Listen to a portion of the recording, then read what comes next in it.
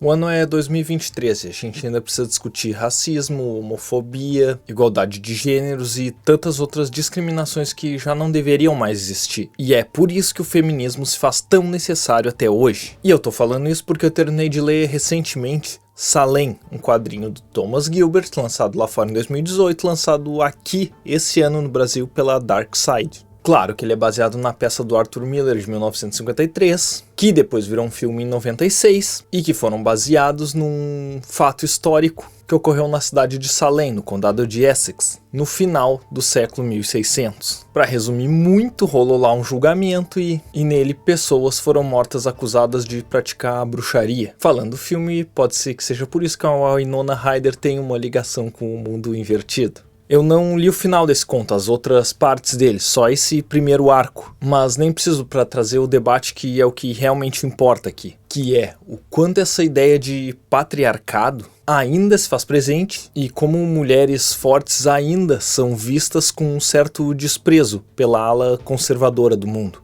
Basta uma protagonista feminina forte na sériezinha que o nerd tanto adora, pra ele começar a usar termos como lacração, sem nem saber direito o que significa isso. Pois bem, esse conto se passa no século XVII e tem como personagem principal a Abigail Hobbs. Ela é uma menina perto dos 14 anos e mora com o pai e com a madrasta, na vila de Salem. Ela tá lá colhendo quando um amigo se aproxima dela e entrega a ela um burrinho de madeira. Isso porque ele estava apaixonadinho por ela, eles eram amigos de infância e ele lembrou da vez em que ela ficou muito feliz quando montou num burrinho e ficou fazendo carinho nele. Até aí, tudo fofo. Ela aceita o presente, mas acaba não sacando direito essas segundas intenções. Os tiozão velho na volta começam a caçoar do guri porque ele volta meio triste, já que ele não ganhou nenhum afeto mais fervoroso em troca. Ao chegar em casa, a madrasta fica apavorada por ela ter ganho esse mimo e leva a garota a uma espécie de conselho de senhoras, que tem como líder uma idosa que mora numa casa árvore meio esquisita. Isso porque ela ter ganho um presente de um homem mostra algo como um rito de passagem.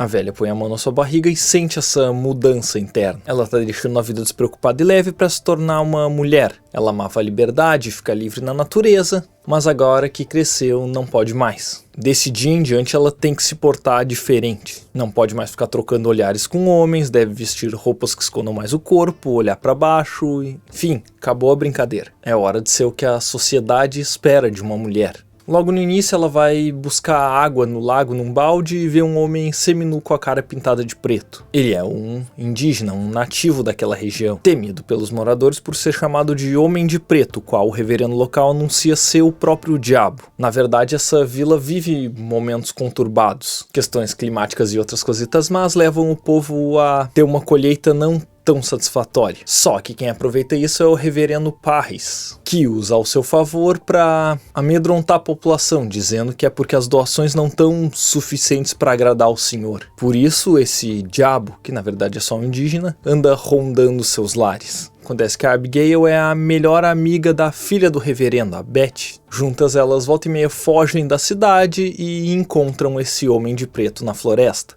Ao seu modo elas começam a tentar uma comunicação. E fica claro que ambas acham ele bonito e ele demonstra o interesse na Abigail. Outra personagem importante é a Tituba, uma indígena que era escrava desse reverendo e que faz esse meio de campo quando os homens da cidade querem conversar com os indígenas. Numa dessas ela vai com as meninas encontrar o Homem de Preto e traduz tudo. Elas aprendem que o nome dele é Mikue e também sobre todas as lendas e crenças desse povo. Assim como outros do seu povo, a Tituba sabe fazer remédios com ervas e plantas e isso mais tarde vai acarretar numa condenação a ela por ser uma bruxa. Aos poucos a gente nota que essa cidade vai ficando um pouco mais violenta, os cidadãos mais odiosos uns com os outros e há até quem questione o reverendo por conta da atual miséria em que a população está entrando. E por isso é importante alguém ser o bode expiatório, o boi de piranha, para pôr a culpa dessa desgraça em alguém. Pessoas do nada aparecem dizendo que viram demônios vindo das florestas e que escaparam por pouco. Isso leva os homens da cidade a pegar as armas e irem atrás dos indígenas. Eles conseguem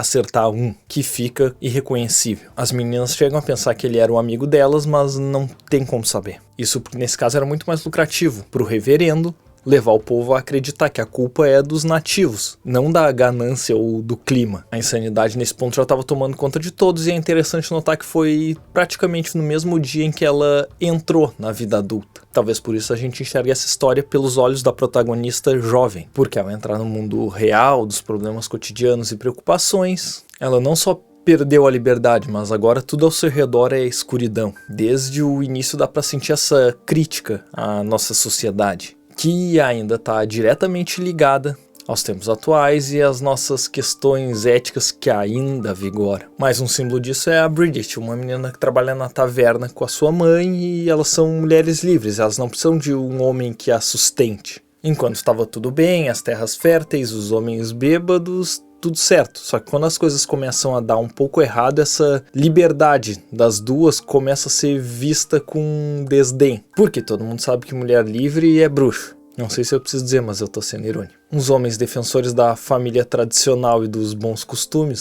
cidadãos de bem, atacam a Bridget na rua e ameaçam matá-las caso elas não deixem a cidade. Isso também porque o reverendo ele odeia música e barulho. Ele odeia a diversão que rola na taverna. Isso pra ele é visto como pecado. Como essa taverna é administrada por duas mulheres, já viu. E numa certa manhã um aldeão chega até o reverendo com uma ovelha que nasceu com duas cabeças. Imagina se ele tivesse visto a do Toy Story. Ele interpreta isso como um sinal de que a cidade foi condenada e marcha junto com outros homens para banir o mal do vilarejo, que seria destruir a taverna e expulsar a Bridget e a mãe dela. Como a menina estava na frente e se opôs, ela acaba sendo vítima, assim como a sua mãe, que é queimada dentro do estabelecimento. Isso provoca a revolta das outras meninas que querem dar a ela uma despedida digna. Elas pedem ajuda à senhora do conselho, que chamam de mãezinha, mas ela se cala. Como diz Abigail, ela escolhe o lado dos mais fortes, o lado da lei, o lado dos homens. Sim, porque quem cala, consente e é cúmplice. Quem se isenta nesses movimentos é covarde. Quem vem com esse discursinho de não tem um ladrão de estimação, pode ver que é sempre um Zé Ruela que não tem a menor noção de como o sistema o favorece, mas é favorecido em algum grau. A morte da Bridget